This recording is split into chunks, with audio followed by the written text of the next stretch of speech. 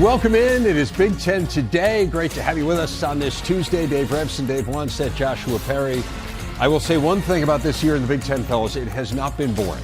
No, it has not been. And I thought I knew everything last week, and then the weekend of games happens, and it turns out I don't know a daggone thing. So we'll keep guessing, keep having fun with it. But, I mean, a heck of a weekend of games. Yeah, you know, this time of year, I kind of always enjoy watching the teams that make progress. You know what I mean? There's everybody kind of starts off with the different ratings in preseason. We know where that stands. But now when you watch some of these teams we're going to talk about today and they start making progress as a team and they start getting better, that's fun to watch.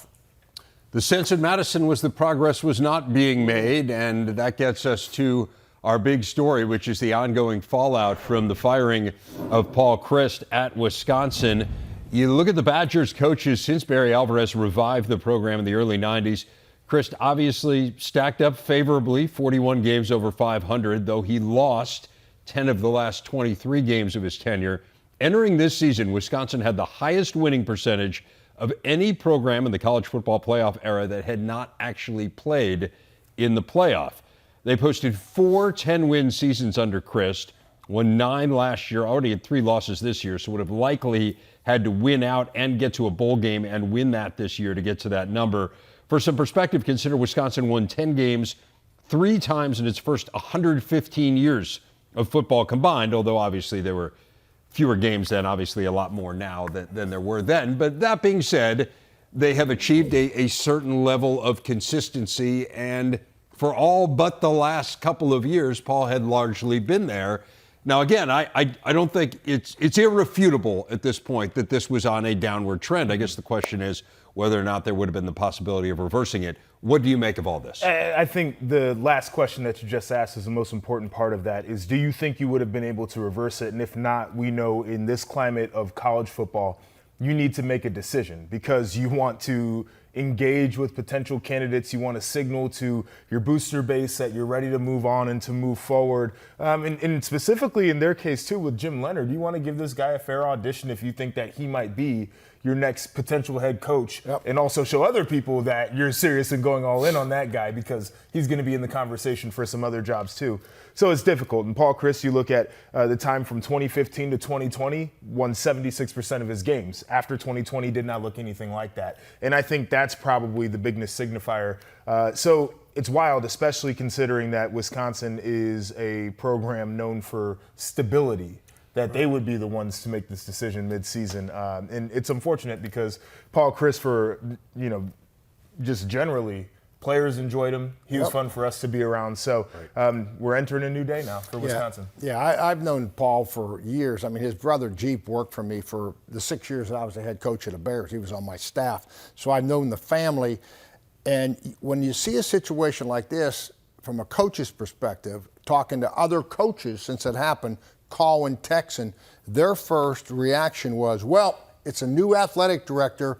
So when a new AD comes in, he wants to change, he wants to get his culture going, he wants to change the color of the jerseys, you know what I mean, all this crazy stuff that happens to kind of put their stamp on the program. Well, Chris, the AD, he was an assistant under Barry Alvarez. He was an All-American lineman at Wisconsin. He went to 2 Rose Bowls. So that's not the case. He's a Wisconsin guy. Everything, the only thing that I could take away from it, everything that you said, Joshua, about the program was kind of, you would have liked to seen him come in and say, Paul, we're not happy with what was going. Yeah. I don't know how we're going to change this. Maybe they already had that conversation. Maybe they had that conversation in the offseason. Maybe they had that conversation, but I can tell you this for a fact.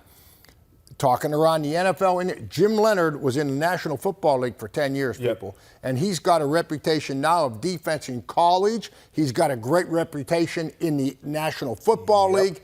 He is the guy that people were talking about, and I promise you this is part of it. The Packers wanted to hire him, right? So, I mean, there you go. That's a huge part of this. Yeah, I just don't think this happens if Jim Leonhard isn't there and if other people aren't talking about Jim Leonhard as a potential candidate. It doesn't mean it doesn't happen at the end of the year. 100%. But I don't think it happens now because it's exactly what you said. If we have a guy who everyone in the country acknowledges is potentially really good and loves our program and played for our program, shouldn't we be the ones who determine whether or not he is in fact good enough, or give him the right of first refusal, right? That's basically what it is. Yeah. And I think that he's earned that right. And again, the attention from outside certainly creates that urgency for Wisconsin as well. If you feel like he was going to be a part of the succession plan, and things have certainly taken a step back for them.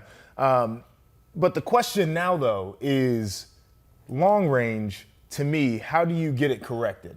Because Jim Leonhard's coaching a young defense. They certainly haven't been up to par this year, but there is a feeling that he gets that situated and corrected as those guys become more veteran. Yeah, But you had Graham Mertz, though, who was an all-everything quarterback coming out of high school. Hasn't happened, right? Paul Chryst was an offensive guy, haven't really been able to put it together. That's the biggest question that they're going to have to answer is what is the evolution of Wisconsin offensively? Yeah, the old. I'm kind of taken back the last few years. The money that these universities. Guy, it wasn't long ago that I was coaching, and we were fighting to get carpet. In the thing. I mean, now they're spending money, and what's the old biblical? To much is given, much is expected. Yeah. And everybody says, how's this trend? Why are they firing Herm Edwards, and why are they firing Frost and paying them all this money, and Paul Chryst? I think the more money you're paid, the more people expect you to be accountable and get it done. It is amazing to me, though, the money that these schools are just writing checks for at this point in the season to get rid of guys. A lot of times, obviously, it doesn't come directly from the university. It'll be privately financed. It will be a booster. But your point remains. Look, this is very different than what we have seen in college football. And it is really, guys, it's in the last 2 years. Yes. To your point. So now we're talking last year, by the end of October, there had been 5 Power 5 coaches who had been fired. This year, we're only in the first week of October, there have been 5. So there have been 10 fired now, Power 5, what you would think of as in the midst of the season, not with a week to go. Right. Or 2 weeks to go, right? That's why you use that before October 31st deadline. Just think about this. The previous 4 years, there were 4 combined. Yeah. Oh, wow. So 10 in 2 years, 4 combined in the previous 4 years. Part of it is this willingness to write the bigger checks, right? That people see this as kind of a year to year, you can't be on a decline. Yes. If you are, you need to get out of it if you don't like the trend line. I also think there is a sense now, because of the portal to a large extent, and maybe lesser extent NIL, that you can change things quickly. Yes. Like, look at what happened at Michigan State last year. That you could turn things around in a year. That you don't have to build in the way you used to. The recruiting aspect of it, like you said, with the portal, with name, image, and likeness, you want to make sure that you can get your guy in there. Early signing period. Yeah, you want to have your coach locked down. Yep. Don't want to when you're signing no your question class. marks. Yep. And so that's part of it too. But talking about the recruiting in transfer portal, I started thinking about the player perspective of this, where you're a guy now where the portal's always been enticing. Do you just hop in there? But then you start to look at the reality of the facts.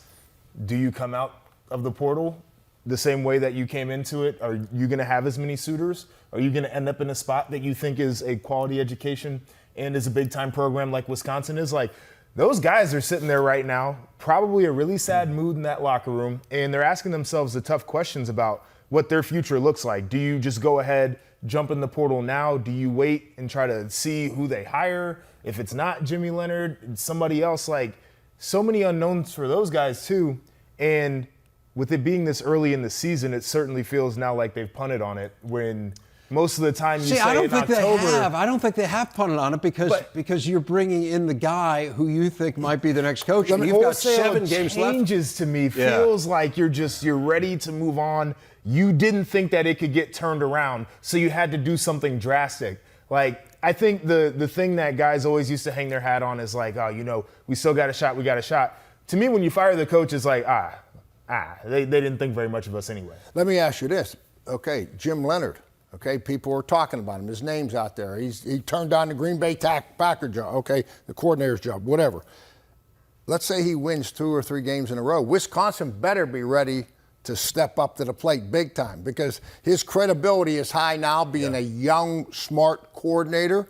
Okay, all of a sudden now he's a young, smart head coach that's won 3 games. I mean, if he can win 2 or 3 games here, Wisconsin's going to have to make a major decision financially on him. Well, they have 7 games left. None of them are against currently ranked teams. Sure. I mean, They were still the team that everyone looked at in the preseason and said they were the best team in the West on paper. I don't think we thought they were when we went and saw them practice. Yes. I don't think the fact that they have struggled surprised us after seeing them practice. Not at all. I wasn't shocked by it. The inconsistency at quarterback, and did we think that their offensive line was going to give enough of a push for those running backs? And we had the questions about the young defense. And I think I will say this about the defense: you play Ohio State, and that is a difficult task. Yeah. Then you get an Illinois team that's on the rise, and Brett Bielema is swinging because he's going back to Madison. I don't think that the last 2 weeks are really indicative of what this defense is. But they put it on tape in 2 weeks. So a lot of things I think we could have anticipated, but it's certainly manifesting worse than what we thought it would be. You better run the ball better than Wisconsin's run it when your athletic director is an All-American offensive lineman. Right. I don't know. If there's one position that he's watching every week, it's probably that. I didn't see 2 rushing yards coming. I mean, I didn't think they were going to be great when we were there, but I thought they'd be able to run the ball. It's a good stable of backs, a good-looking offensive line. That was really surprising. And that's a huge credit to Illinois, and we'll talk about Illinois here later in the show. Yeah. They're really good. But again, no matter how good the defense is you're facing, if you're an offense that's premised on running the ball, you got to run for a lot more than 2. Yeah, I mean, 2's a bad number, but the game plan, it always felt like, from a defensive standpoint, is you play man-to-man essentially, load up the box and say, can you beat us on the outside? Is your quarterback going to be the guy who can fit it into the window? And then are your running backs going to make us miss enough that it's going to burn us? And so I think the plan is out on Wisconsin. 2 yards is just ridiculous. But I think people understood that you cut off the head of the snake, stop the run, sell out to do it. Not a lot of other options. Facing a defense this week that has really struggled in Northwestern. They get Michigan State after that. So you would think they can get healthy. They can get healthy. These are games where perhaps the offense can put some things together. And if to go back to Joshua, if they don't change, I mean, it'll be real curious to see with Jim Leonhard. He may want to change this whole offensive philosophy around. I mean, how do you do that in a week, Ronnie? In a week, maybe not, but maybe plays. You can change plays, whether it's screens or reverse or trick plays or, take more shots. I don't know. There's a lot of ways to do it. I mean, they've run out of the gun. They get into some spread. Maybe you say, listen, first down only is when we're getting under center, putting the fullback in there. Everything after that, we're going with our spread packages. Yeah. It's going to be fascinating to watch this going forward. Ton of subplots. Again, that game is on the Big Ten Network here on Saturday. Craziness that is the Big Ten West. 7 teams, 6 of them can claim to be in first place, all 1-1 in the conference. Amazingly, the preseason favorite, Wisconsin, is the one team that's yet to win a conference games. One of these teams is going to end up in Indy, by definition. So who will it be? You guys have identified 4 teams who you think are serious candidates: Illinois, Purdue, Minnesota, and Iowa. And so I want to go through those 4. Let's start with the Fighting Illini. Joshua, what do you like about Illinois? What concerns you about Illinois as you think about them potentially making it to Indy, which, by the way, I think is a very realistic chance. It's a very realistic chance. I like this team. I think that they are well coached. I love the personnel. I don't think the personnel gets enough credit, and I've underestimated the players as well. But getting back to it, positives, you can talk about the defense all day long. It is a phenomenal defense. Offensively, I think, is where they have grown. The quarterback position with DeVito, and I know that's your guy, so I'll leave him to you, but Chase Brown as well at running back. He's a high-volume guy who can get you the tough yards. He can break some plays. He can run through tackles. He has made a huge difference. You look at negatives for this team. Penalties, 3rd most penalties per game in the conference, and then turnovers. They've lost 9 on the season. Now, their defense is taking the football away at a crazy rate, so it doesn't feel as bad, but say you have one of those games, you're playing a team that's really good at protecting the football, and you keep giving it away, that's going to hurt you. So those 2 things, which are kind of shocking for as detailed as Brett Bielema is, would be the 2 negatives on this Illinois team for me right now. Yeah, just staying along that theme, I think the mindset of this football team is going to be a key for them winning it. This was a huge win. I don't care what Brett said. Going back there and winning. Right now, they are real excited and should be. Yep. But they got an Iowa team this week, right? They got Iowa that is a type of team that could beat you if you put your guard down. And the only game that they lost, think about it, that Indiana game to open up the season, remember it was fumble, interception, didn't make it. They didn't finish the game. They lost their focus. They could have won that game. Should have won. Easily. Should have won it. Yeah. Should have won it. You're right, Rever. Should have won it. So the mindset of this football team is, I think, the biggest challenge that they have right now, because as a team, numbers, defense, offense, they're doing great. And I come back to Tommy DeVito. I've been saying this all year when he went down there. Right now, this kid is 9 interceptions to 9 touchdowns to 2 interceptions and completing 70% of his passes. That's outstanding football. It truly is. And particularly for a new guy on the team. So I think that combined with everything else, they've got the right combination if they can keep this right. Think about Brett Bielema with his coordinators now. Barry Lunny Jr. was the perfect coordinator for this team. That's exactly what their offense needed now, especially that you add DeVito into the mix. And then Walters, I mean, you had to open up the checkbook to keep him in the offseason, and it was well worth it. He's got a coaching staff right now that a lot of people would envy. You're leading the nation in scoring D at Illinois with how bad that defense was for years. Where did that come? You know what? It's really amazing, isn't it? I mean, how did that happen? With essentially the same players. There's been some turnover. They went into the portal and got some guys. Yeah. But I mean, they've developed the heck out of those guys. Though. It's development, right? It's development, and it's really good coaching. It's a great staff, and it's great development. They play smart, too. I mean, those kids understand what the coaches are trying to teach them. Yeah. No, it's really impressive. You mentioned Iowa. I mean, Iowa and Minnesota next 2 weeks. We'll know. That's it. You're right. Know. This is it. That's right? a great point. I mean, that's a great we'll point. know. We will. Where they stand. Let's talk about Minnesota. I think we would have sat here a week ago, even 4 days ago, right? And we would have said Minnesota was the clear-cut favorite in that division. And then Mo Ibrahim was out in the game against Purdue, and the defense played fine. It did not play to the level that it typically plays to. Made some critical mistakes, had the touchdown go through their hands offensively that led to a Purdue interception.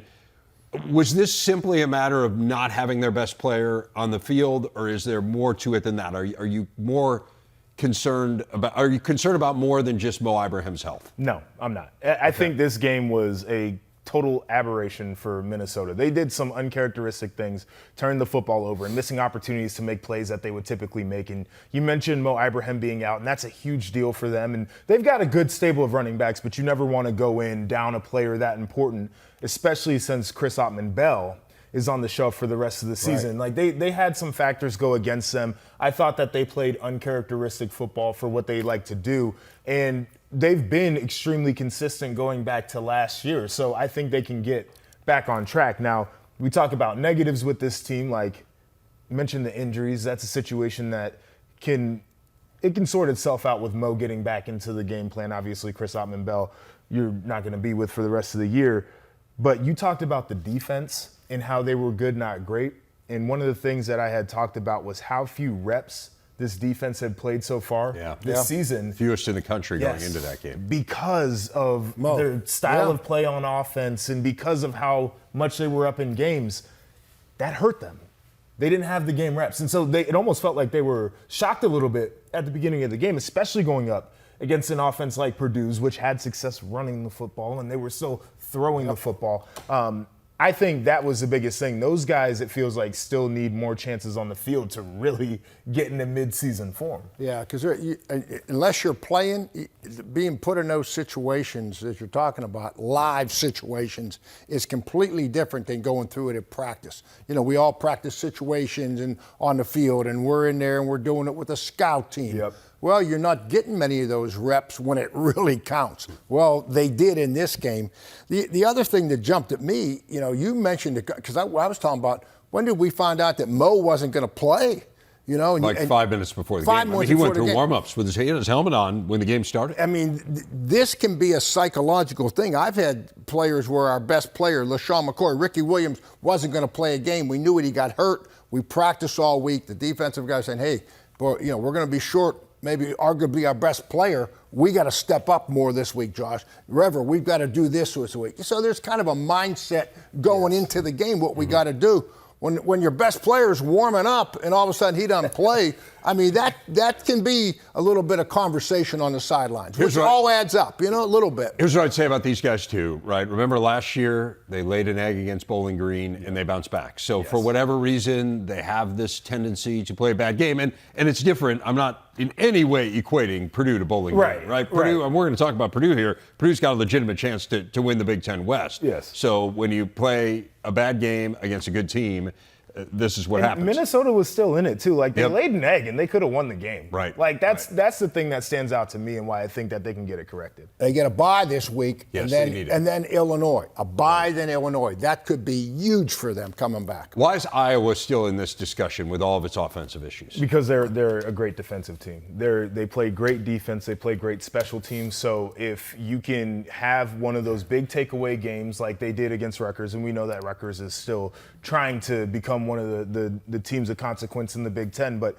if you can create that type of a game against one of the better teams, you're going to be in it. And then who is to say that their offense can't capitalize on short field opportunity or a missed tackle big play by an opposing defense and hit a big one when it really matters. So I think you have to keep them in the conversation until they're not truly in the conversation anymore. But this offense is troubling, and we say it every week, and we will continue to say it. This offense is a problem, but that defense is so good. Yeah, I mean, the quarterbacks, your tight end's your leading receiver. I mean, nothing against tight ends being leading receivers, but that's... Don't say that around Jake Butt. I know. He always wished he could be a leading receiver. Right? Doing it and wishing, but... Two good tight ends, man. They're really good. But last in the Big Ten in rushing. That's not true, friends. Last in Big Ten in passing, guys. And I'll tell you what, defensively, they've never been great at passing. Okay, we always give Iowa this. But they've been able to run that ball and hold on to that ball. You were talking about Minnesota's defense being fresh physically and psychologically. This defense is being stressed right now. And if it doesn't change, we could see some cracks in the armor of this thing. And maybe we don't get the turnovers, like we didn't last week. I don't know. Fascinated to see what happens here these next couple weeks. Go to Illinois, then go to Ohio State. And the crossover schedule didn't help them at all, having to play Michigan and Ohio State.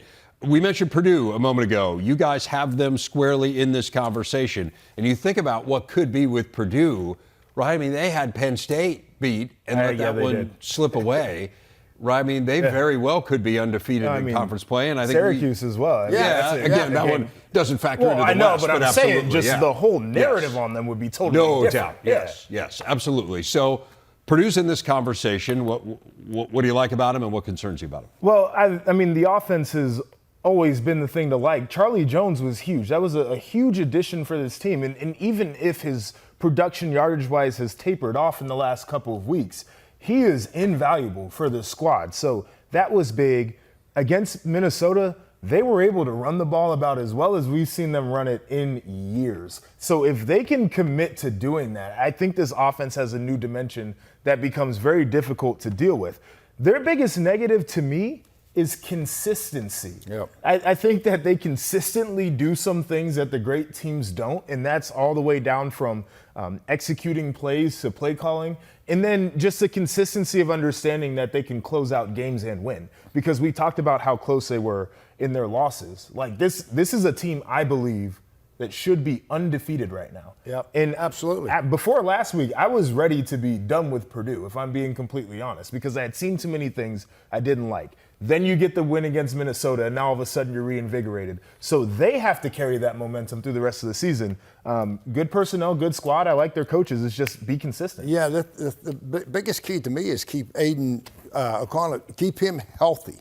I mean, he's the guy. I mean, his numbers right now, touchdowns, 3-1, touchdowns, interceptions. I mean, he is having a all-conference year right to this point. He's got to stay healthy. And I think their run game, it was great last week. You said that. I think it just got to be solid. I think your defense just has to be solid, but they're good enough throwing the ball and coaching that they can beat anybody. They went all last year without a 100-yard rusher in a game. Now they've had two different guys in successive weeks. This Maryland game is enormous. It is. This week, because your only other crossover is Indiana, right? Both teams that kind of got some speed and flashy. Absolutely. I think this is going to be a That'd be an exciting game. Great game. Our big stat focusing on Mayan Williams' remarkable day for Ohio State Saturday. 5 rushing touchdowns, tying the school record set most recently by Keith Byers nearly 40 years ago. Pete Johnson pulled it off as well. The 5 rushing TDs, by the way, one less than his career total entering the game. Really showed off the depth of the Buckeyes. Joshua, I know you were there calling the game. Travion Henderson out. And it really speaks to how good this team is, right? I mean, Jackson Smith and Jigba has, for all intents and purposes, not played this year. We've seen Emeka Egbuka emerge as a top-flight wide receiver. What do you make of Ohio State, having seen them in person this past week and knowing what you do? Well, I think the fact that they had 2 of their top offensive players out and they were able to be productive was big. I think that Jackson Smith and Jigba being out was probably the best thing that could have happened for that offense early on because of how few wide receivers actually caught footballs last year with Garrett Wilson and Chris Olave there. So they had to really increase their learning curve. It had to happen quickly because a lot of that offense was going to go through Jackson, and they couldn't do that. So that was big. It forced CJ to also build rapport with other guys.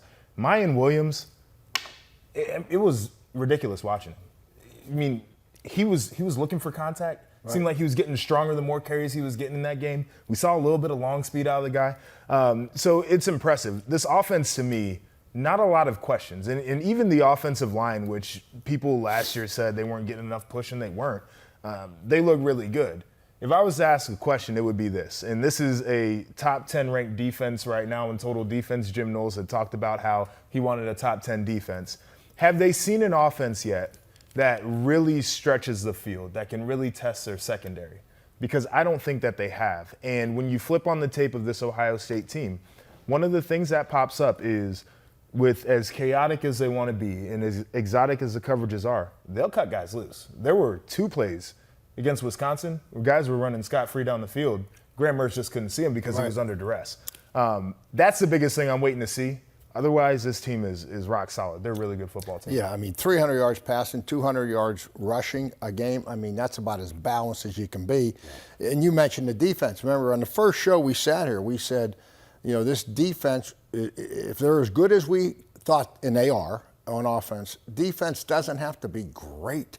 If the defense is improved from last year, which they are, and they're good, you know, in my comment, if I'm Ryan Day, I would tell Jim Knowles, don't get bored. Don't get bored. I mean, because that's when defensive coaches get bored and let's try this week and try this, and all of a sudden guys are running free and big plays show up. So this defense, they're going to improve because they're a young, new system week after week after week. Don't get bored. Keep doing what you're doing. Let's just do it better. They have given up 4 plays of 50 yards or longer. Yeah. But again, I think you look at the circumstances surrounding those plays and, you know, games that were largely out of hand. And it's a give and a take, for sure. When you play aggressive, you expose yourself a little bit. Last thing I'll say about this team is last year, if C.J. Stroud would have played the type of game he played against Rutgers, where it wasn't super productive, wasn't necessarily efficient, that would have been a very icky game for Ohio State. But now they can run the football. It changes everything.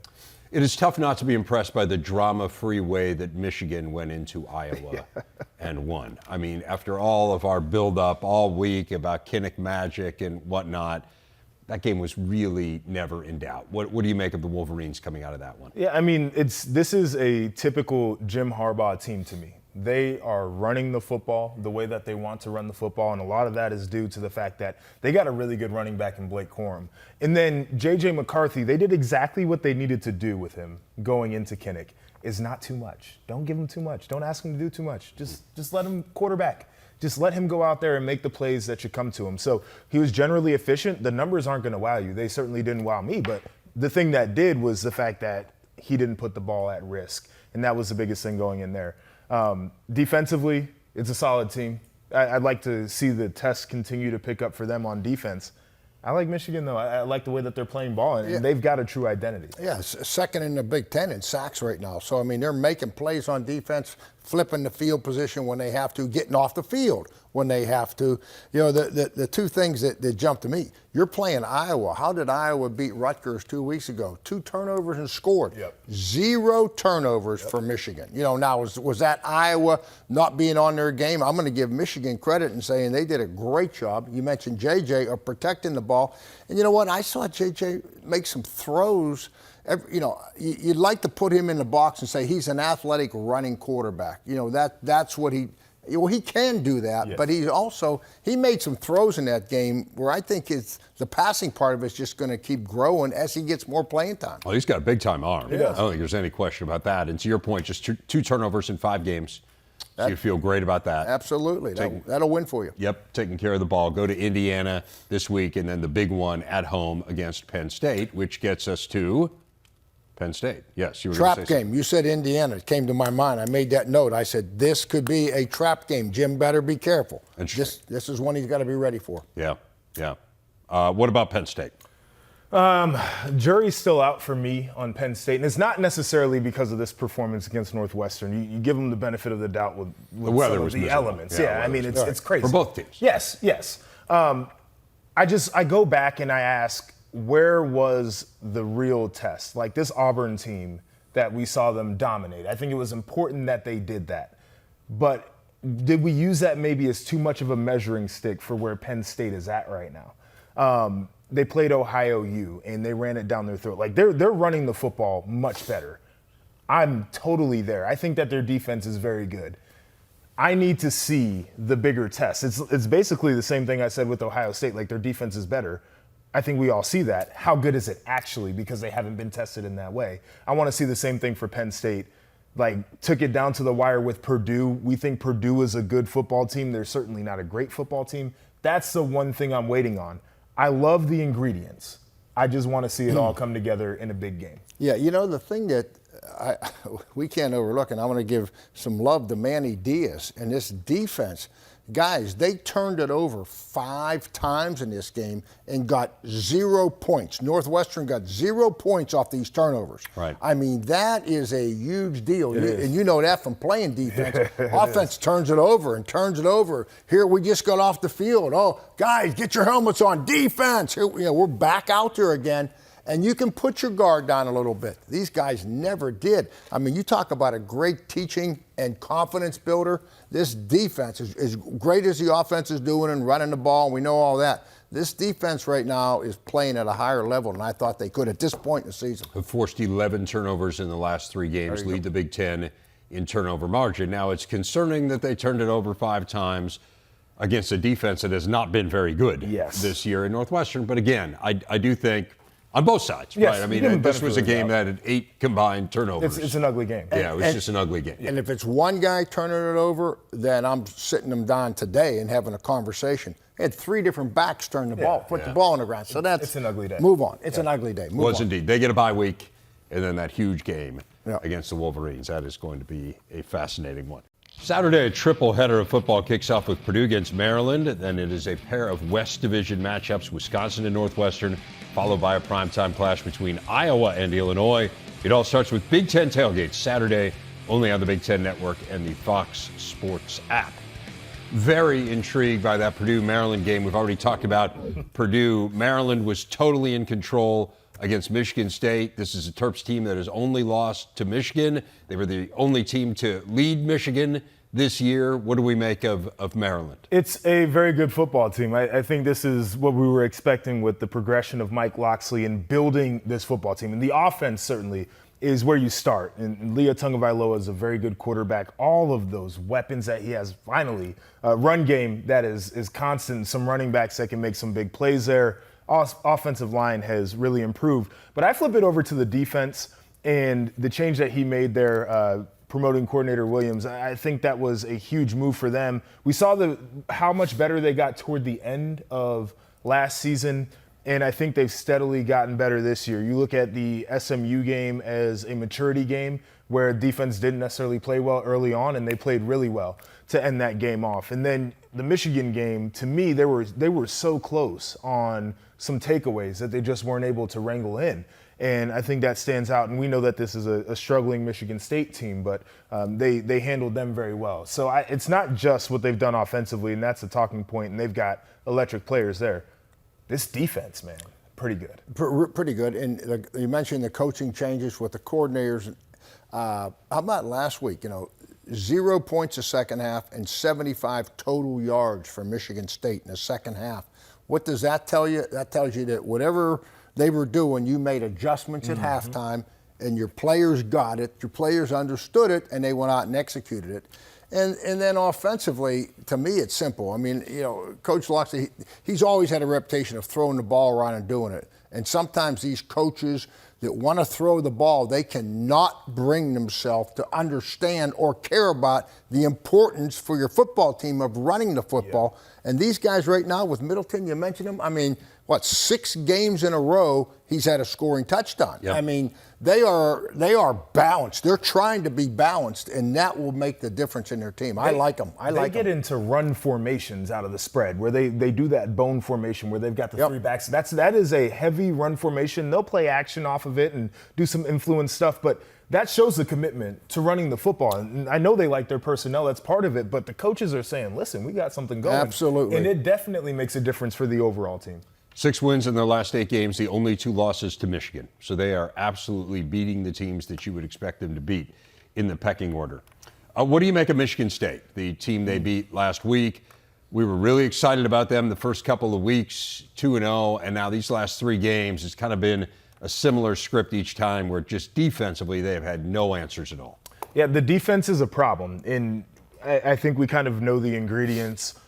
When the ball goes over your head, it's a bad situation. I think that their defensive line has gotten less productive in terms of those havoc plays that we've always talked about with Michigan State. 1 sack in those 3 games, exactly. To your point. Yeah. Like that's, and we know that they thrive off of those havoc plays. And we even said like this was probably going to be a team that would lead the conference in sacks by the end of the year, and they're not looking like that. So totally off with their defense. Offensively, though, it starts to leak in because those guys can't get in a rhythm if they're not sustaining drives. And the fact that Kenneth Walker's not there, it's a lot harder for them to try to sustain some of those drives. So they've got issues all over the place, and I'm not exactly sure the way that they fix it. Yeah, I'll tell you, staying on the offense, I mean, last year, they were one of the top teams in the conference running the ball. Now they're one of the bottom 4 teams. I mean, that's a starting point in my mind.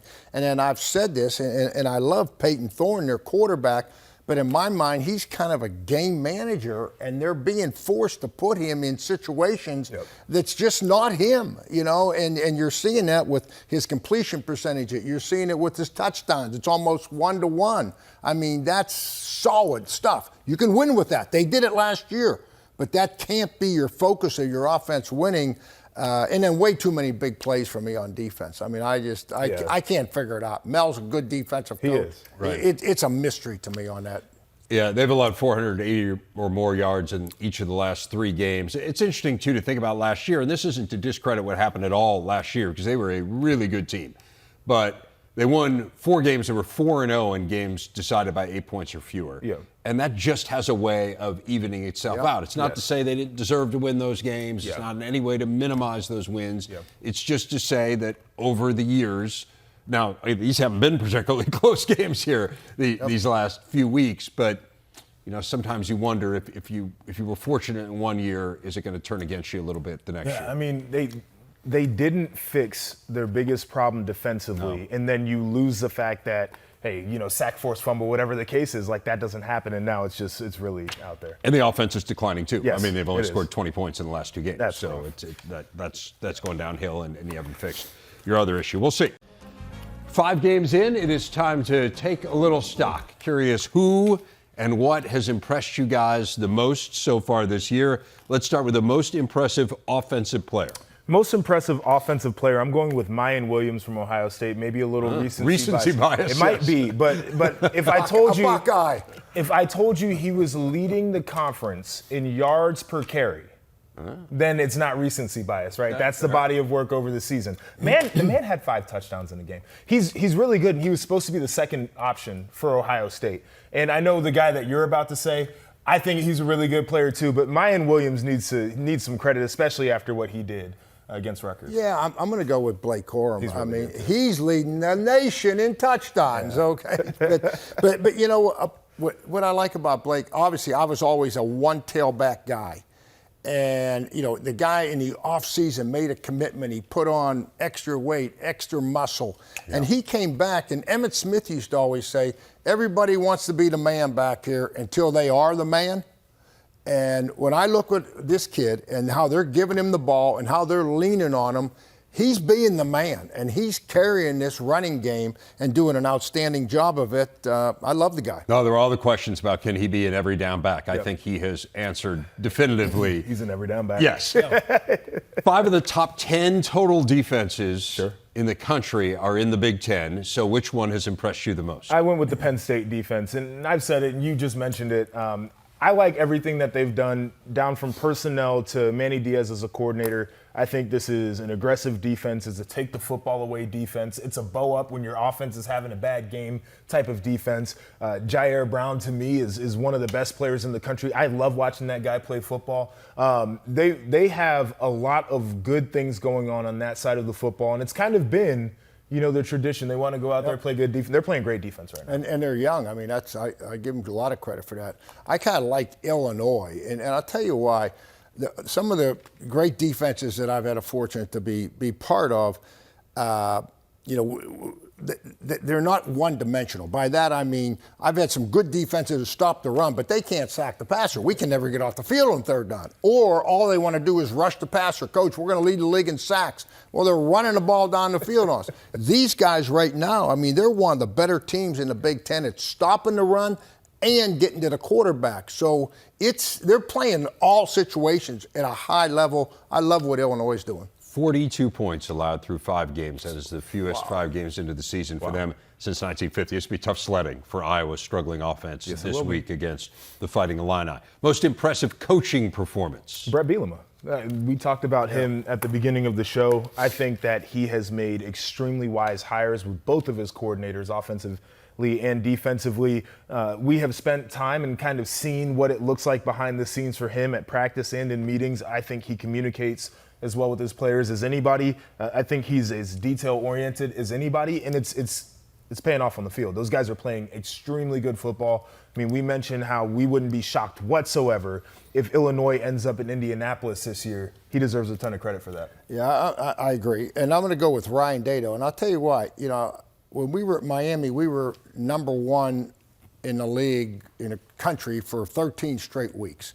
And the pressure that I know Jimmy felt as the head coach, I felt as the defensive coordinator. I mean, it's not only you're trying to win your conference and win your, get to the playoffs. You want to be undefeated. That pressure of you're number 1, you don't lose it. Well, Ohio State's playing like the best team in the country. Mm-hmm. I think they are the best team in the country, in my opinion. Ryan Day's the job that he's doing of keeping it going and how they're performing is just outstanding. I'd go with Ryan Day just because he's handling the pressure, I think, as well as anybody in the country. It's hard to argue with 39-4, which is his record it's a good number. in Columbus with massive expectations. What team has been the most pleasant surprise? I think Minnesota, and I'm not sure it was shocking, but it's still a surprise to see a team come out the way that they did, even with their loss. And I mentioned this earlier in the show, but you have an off day, you play pretty poorly, like you do very uncharacteristic things for the way that your program is built, and you still have a chance to go out and win the game late. I think that's what stands out to me, but it's the run the football, play great defense, kind of old school mentality that a lot of guys get away from, because a ton of coaches would rather just go down, have a 2 or 3 minute drive, put the ball over your head, score like that. And I feel like PJ would be upset if that's how his team went out and got it done. So I go with Minnesota for that one. Yeah, you know what? I'm gonna go with Michigan. I mean, my old quarterback, Jim Harbaugh, God bless him. I mean, think about what he has dealt with as far as the quarterback controversy, right? With Cade and JJ, and he's rotating them. I mean, that would be enough to split the locker room. Right. That would be enough to get the little huddles going, get some friendly fire, we call it, within the locker room. And somehow Jim's overcome that. When they had to play against speed, Maryland, they handled it. When they had to play physical last week against Iowa, they handled it. I love everything about Michigan. All right, very quickly, your best team in the league. Ohio State. And you see it out there on the football field. Explosive offense, defense is much better. Yeah, I would agree with Ohio State, too, right now. I mean, it's, yes, I said it earlier. I'm saying it again, Ohio State. Yeah. Okay. Interesting. There's some people in Ann Arbor who are saying It's not that they have a bad football team. we're the defending champs here, They're right? very good. But Jim is texting me right now. He didn't like it. No, he's watching Judge Judy right now.